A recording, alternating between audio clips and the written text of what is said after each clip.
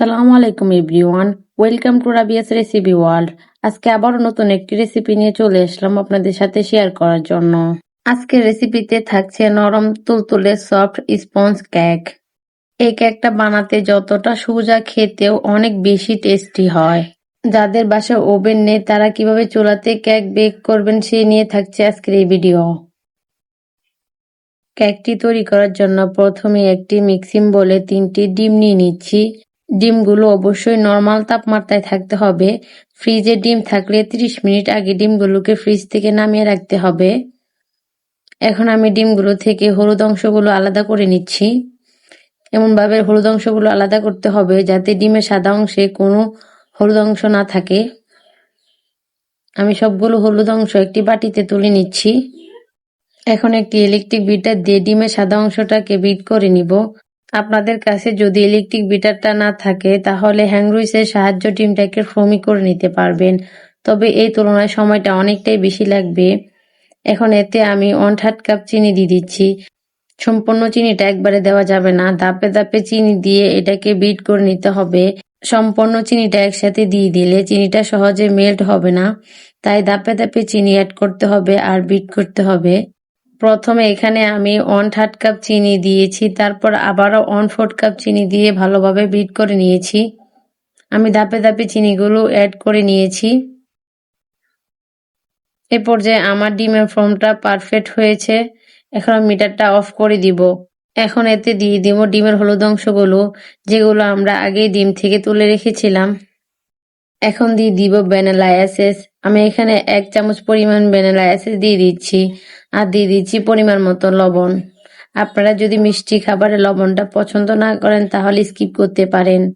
এখন আবারও সবগুলো একসাথে বিট করে নিতে হবে, তবে এই পর্যায়ে বিট বেশি করা যাবে না, কয়েক সেকেন্ড এগুলোকে বিট করে নিতে হবে। এখন এতে অ্যাড করব শুকনো উপকরণ। 3/4 কাপ ময়দা নিচ্ছি, এক চা চামচ বেকিং পাউডার আর 1 টেবিল চামচ কর্নফ্লাওয়ার দিয়ে এগুলোকে ভালোভাবে চেলে নিতে হবে। অল্প অল্প শুকনো উপকরণ দিয়ে ভালোভাবে একটি স্প্যাচুলার সাহায্যে ফোল্ডিং মেথডে মিশিয়ে নিতে হবে। শুকনো উপকরণ মিশানোর ক্ষেত্রে কোনোভাবে তাড়াহুড়া করা যাবে না, খুব আলতোভাবে সময় নিয়ে এটাকে মিশিয়ে নিতে হবে। সবসময় চেষ্টা করবেন এক দিক থেকে স্প্যাচুলাটাকে ঘুরিয়ে মিশিয়ে নিতে। এলো পাতারে মিশাতে গেলে ফোমটা নষ্ট হয়ে যাবে, তখন কেকটা চুপসে যাবে, একদমই পারফেক্ট হবে না। 2 থেকে 3 ধাপে আমি ময়দাগুলো মিশিয়ে নিয়েছি। এখানে 8 ইঞ্চি সাইজের একটি মোল নিয়ে নিচ্ছি। মোলের নিচেতে তেল ব্রাশ করে তার উপরে একটি লেখালেখির কাগজ বিছিয়ে দিয়েছি। এখন এতে কেকের ব্যাটারটাকে ঢেলে দিচ্ছি। এখন একটি স্প্যাচুলার সাহায্যে ব্যাটারটাকে চারিদিকে সমান করে বিছিয়ে নিচ্ছি। বিছিয়ে নেওয়া হয়ে গেলে এখন একটি টুথপিকের সাহায্যে কেকটাকে এঁকে নিচ্ছি। এই এঁকে নেওয়ার কারণে ভিতরে যে বাবলস গুলো থাকে ওইগুলো উপরের দিকে বেশি উঠবে আর কেকটা চারিদিকে সমান হবে। চুলাতে একটা হাঁড়ি বসিয়ে হাঁড়িটাকে 10 মিনিট গরম করে নিয়েছি। এখন এর মধ্যে একটি স্ট্যান্ড দিয়ে তার উপর কেকের মোলটাকে বসিয়ে দিচ্ছি। এখন ঢাকনাতে ঢেকে চুলাটাকে লোতে রেখে বেক করে নিব 40 মিনিট। ফিরে আসলাম 40 মিনিট পর। এখন ঢাকনাটাকে খুলে আপনাদেরকে দেখিয়ে দিচ্ছি। একটি টুথপিকের সাহায্যে আমি কেকটাকে চেক করে নিব। টুথপিকটা যদি ক্লিয়ার বের হয় তাহলে বুঝতে হবে কেকটা হয়ে গিয়েছে। কেকটাকে ডেকে অপেক্ষা করব ঠান্ডা হওয়া পর্যন্ত। এখন আমরা দুধ দিয়ে ক্রিম তৈরি করে নিব।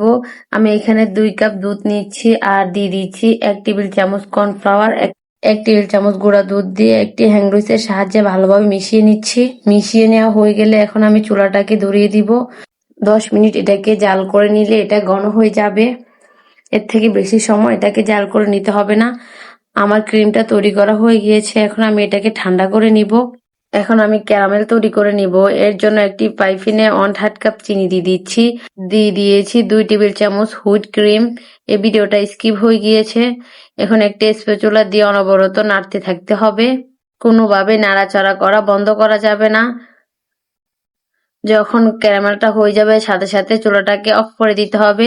আমার ক্যারামেলটা তৈরি করা হয়ে গিয়েছে। এখন আমি চুলাটাকে অফ করে দিব। অফ ক্যামেরা আমি কেকটাকে স্লাইস করে নিয়েছি। আমি কেকটাকে 2টি ভাগে ভাগ করে নিয়েছি। এখন এর মধ্যে সুগার সিরাপ দিয়ে দিচ্ছি। আমি 1/2 কাপ পানির সাথে 1/2 কাপ চিনি মিশিয়ে সুগার সিরাপ তৈরি করে নিয়েছি। সুগার সিরাপ দেওয়া হয়ে গেলে এর মধ্যে অ্যাড করছি ক্রিম। আমি এখানে টপিক্যাল হুইট ক্রিমটা ব্যবহার করেছি। আপনারা আপনাদের পছন্দ মতো যে কোনো ক্রিম এখানে দিয়ে দিতে পারেন। সম্পূর্ণ ক্রিমটা পুরো কেকের মধ্যে বিছিয়ে এর উপর আরেকটি লেয়ার দিয়ে দিচ্ছি। আবারও সেম ভাবে সুগার সিরাপ দিয়ে দিচ্ছি কেকের উপর লেয়ারটাতে। সুগার সিরাপ দেওয়া হয়ে গেলে যে দুধ দিয়ে ক্রিমটা তৈরি করেছিলাম আমরা ওই ক্রিমটাকে দিয়ে দিচ্ছি। দিয়ে আবারও একটি বাটার নাইফ দিয়ে ক্রিমটাকে ভালোভাবে ছড়িয়ে নিচ্ছি। আমার ক্রিমটা অতিরিক্ত হার্ড হয়ে গিয়েছে, আপনারা চেষ্টা করবেন ক্রিমটাকে আরো আগেই চুলা থেকে নামিয়ে রাখতে। এখন এর উপর দিয়ে ক্যারামেলটাকে দিয়ে দিব। আমি ক্যারামেলটাকে একটি পাইপিং ব্যাগে ভরে নিয়েছি। পাইপিং ব্যাগের মাথাটাকে ছোট করে কাট করে নিয়েছি। এখন এর উপর দাগ দাগ করে দিয়ে দিচ্ছি।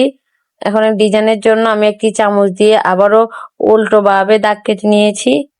আপনি যদি আমার চ্যানেলে নতুন হয়ে থাকেন তাহলে অবশ্যই চ্যানেলটিকে সাবস্ক্রাইব করে পাশে থাকা বেল আইকনটিতে ক্লিক করে রাখবেন। আর আমার ভিডিওটি কেমন হয়েছে অবশ্যই কমেন্ট করে জানাবেন।